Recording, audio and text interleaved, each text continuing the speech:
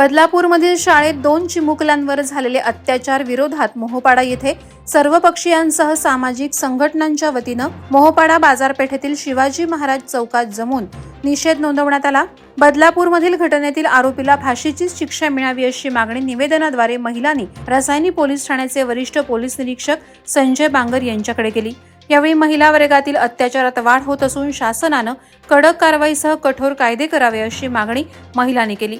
यावेळी महिलांनी घोषणाबाजी करून निषेध व्यक्त केला।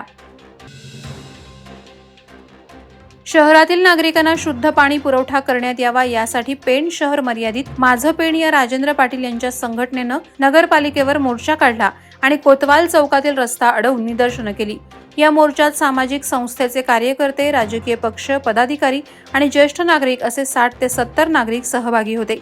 पाणी विषयावर पालिकेची लखतर वेशीवर टांगून पाणी समस्येचं मूळ कारण शोधून लवकरात लवकर मार्गी लावण्यासाठी मुख्याधिकारी जीवन पाटील यांना निवेदन देण्यात आलं। प्रशासनानं केलेल्या उपाययोजना, जलशुद्धीकरण केंद्राची मर्यादा याबाबत माहिती दिली।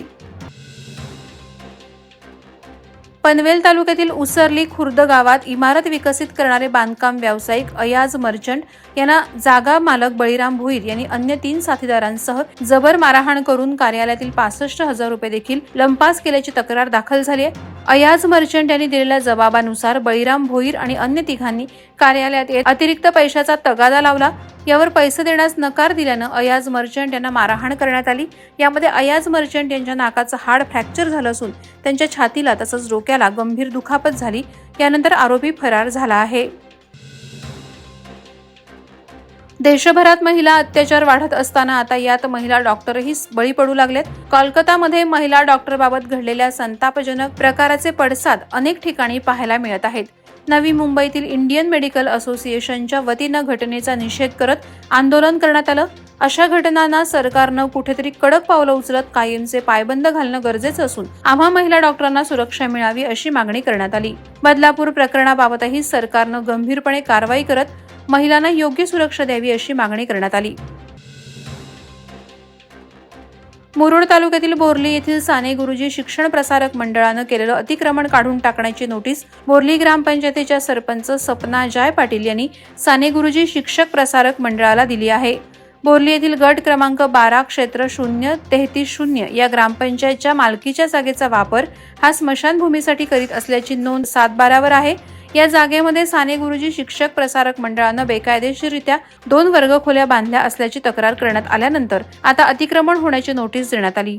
अतिक्रमण तात्काळ दूर करण्याचं नोटीसीत नमूद करण्यात आलंय। माणगाव तालुक्यातील देवकुंड आणि सिक्रेट प्लेस या ठिकाणी कलम 144 उल्लंघन होत असल्याबाबत माणगाव प्रेस क्लबने निवेदन दिलं असून शनिवार, रविवार आणि सुट्टीच्या दिवशी तोबा गर्दी होत असल्यानं ही ठिकाणं ताबडतोब बंद करावी अशी विनंती निवेदनात केली आहे। निवेदनात म्हटलं आहे की या ठिकाणी पर्यटक मोठ्या संख्येने येत असून येथील धबधब्यात मौज मजा करीत असतात। या ठिकाणी अनेक वेळा जीवितहानी झाली आहे। तसंच हा रस्ता जंगलातून जात असल्याने बेधुंद अवस्थेतील तरुण तरुणीमुळे गैरप्रकार होऊ शकतो। या ठिकाणी जाण्यासाठी पर्यटकांकडून बेकायदेशीर पैसेही घेतले जात आहेत। कोलकाता उरण बदलापूर येथे घडलेल्या महिला अत्याचाराच्या घटनांवरून असुरक्षित जीवनशैली जगायला भाग पाडणारे, नकारात्मक मानसिकता, पुरुष प्रधानतेचे अवडंबर माजवणाऱ्या प्रवृत्तींना हे सरकार खत पाणी घालत आहे। यासाठी या प्रवृत्तींना वेळीच चिरडून टाकण्याची वेळ आली आहे असा संताप शेकापच्या रायगड जिल्हा महिला आघाडी प्रमुख चित्रलेखा पाटील यांनी व्यक्त केला। पीडितांना न्याय न मिळाल्यास शेकाप रस्त्यावर उतरेल असा इशारा देखील चित्रलेखा पाटील यांनी दिला। बदलापुरातील आरोपींना कठोर शिक्षा व्हावी यासाठी शेकापतर्फे पोलीस अधीक्षक सोमनाथ घारगे यांना निवेदन देण्यात आलं। खालापूर तालुक्यातील महड अष्टविनायक तीर्थक्षेत्र येथे संकष्टी चतुर्थी निमित्त वरद विनायकाच्या दर्शनासाठी भाविकांची मोठी गर्दी झाली होती। मंदिराच्या गाभाऱ्याला पूर्णपणे आकर्षक फुलांची सजावट केली होती। सकाळपासून भाविकांच्या दर्शनासाठी रांगा लागल्या होत्या। हार, फुलं, नारळ, अगरबत्ती, मूर्तीपूजा, पाठ साहित्य आदी दुकानं सजली होती। संकष्टी निमित्त मंदिरात होम हवन सुरू होते। महाराष्ट्रातील अष्टविनायक तीर्थक्षेत्र स्थळांची माहिती देणारी भव्य रांगोळी येथे आकर्षण ठरत होती। रायगड, मुंबई, पुणे, ठाण्यासह राज्यभरातून भाविक दाखल झाल्याने परिसरात भक्तिमय वातावरण निर्माण झालं होतं। पनवेल शहरातील मार्केट यार्डमधील रामशेठ ठाकूर सामाजिक विकास हॉलमध्ये निवृत्त पोलीस अधिकारी आणि कर्मचारी कल्याणकारी असोसिएशनची बैठक संपन्न झाली। या बैठकीला संघटनेचे 130 पदाधिकारी आणि सदस्य हजर होते।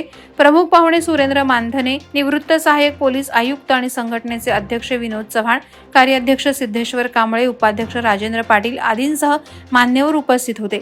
यावेळी ज्येष्ठ नागरिक दिवसाचे औचित्य साधून वय वर्ष 75 वरील सदस्यांचा सन्मानपूर्वक सत्कार प्रमुख पाहुण्यांच्या हस्ते करण्यात आला आणि त्यांना पुढील आयुष्यासाठी शुभेच्छा देण्यात आल्या।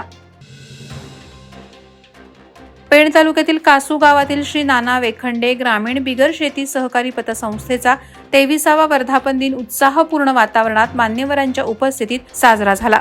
गेल्या 22 वर्षात संस्थेने अनेक कल्याणकारी सेवा योजना राबवून विक्रमी नफा मिळवल्याने संस्थेची यशस्वीरित्या वाटचाल सुरू आहे।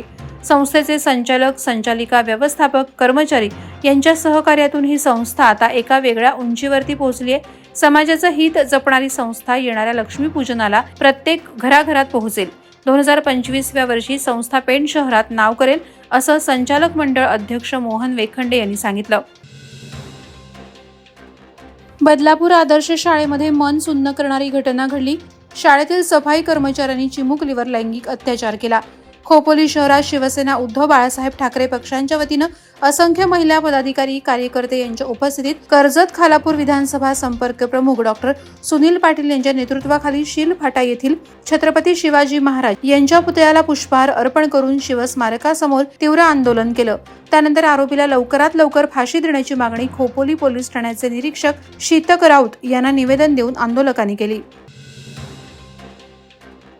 कोलकातामध्ये महिला डॉक्टरच्या अमानुष छळ आणि हत्येच्या घटनेनं संपूर्ण देश हादरला असतानाच बदलापूरमध्ये 2 मुलींवर शाळेतील सफाई कर्मचाऱ्याने अत्याचार केल्याच्या हृदय पिळवटून टाकणारी घटना घडली। यामुळे शाळकरी विद्यार्थी आणि महिलांच्या सुरक्षेचा प्रश्न ऐरणीवर आलाय।